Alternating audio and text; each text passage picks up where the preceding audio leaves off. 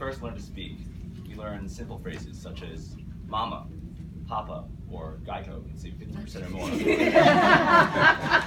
I believe at the root of human communication is desire. We have something that we want, but we can't get ourselves, so we use our words to conceptualize ideas that others can then respond to.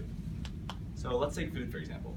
When we're babies, we cry for everything. We cry because we're bored, we cry because we're tired, we cry because we want food, and we cry because that food ends up in our diapers. As children, we develop vocabulary so we can actually better describe what it is that we want. We can say, I'm hungry, or I want a cheeseburger. But for a certain group of people, when they become adults, that desire is still very strong to get that food.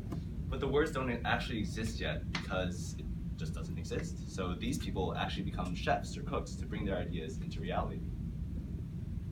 Now there's another group of people who communicate to get what they want, but it's not for food. It's simply for the sake of speaking. They'll get up on stage in front of an audience of their peers and speak from anywhere from about 5 to 7-ish minutes. Wait, you guys look like you know who I'm talking about. What are they called? It's my fellow Toastmasters. When I heard that I too could have this opportunity for the meager price of $45 paid biannually, I knew it was too good to pass up. I mean, I love public speaking. I think it's a great form of self-expression. And what better way than to do that in a setting where no one else can speak, except me. Speaking at my Toastmasters Club was a great way to develop my presentation skills, but it was also a nice creative outlet. I told personal stories, I told little jokes, I even did little magic tricks. It was a lot of fun. But when I found out that there was a humorous speech contest, I signed up immediately, despite only being in the club for less than a year. And I delivered a speech on how I went to the Dominican Republic, but the kids there thought that I was Jackie Chan and tried to fight me. I won, of course, the fight and the contest, and moved on to the next round. Unfortunately, none of you told me that I could use the same speech for the next round. So, with 1 week left, I did what any rational person would have done. I panicked, profusely. And then I called my mom. Hi, Mom. I just won a contest. Oh, that's great, honey. What for? It was a speech contest. Oh, that's nice. I wanted to explain that I had a week left to come up with an entirely new speech topic, and I had no idea what to talk about. Don't worry, she said. You've never been one to run out of good ideas. You'll come up with something. I listened. I thought. And then it came to me. I wanted to give a speech uplifting women that were like my mom, who have always served as a pillar of inspiration for me. And with the Me Too movement in full force, I knew that it was a very timely topic. I drafted this speech and sent it out to a bunch of friends, and then they responded saying, it sounds good, but one of my friends said that she wanted to speak to me about it. I said, great, I'd love some feedback. So we sat down and I asked her, so what'd you think? I hated it. What? She wanted to explain that some of the humor was a bit heavy-handed. This was a really serious topic, and sure, the jokes might be funny, but would they be funny to the women that were in the room? And she was completely right. I was just using this extremely contentious topic for my own gain. And if I tried to just push my own narrative without listening, then what was I going to accomplish? How would I learn? So I decided to listen. How is it that babies even learn to speak in the first place?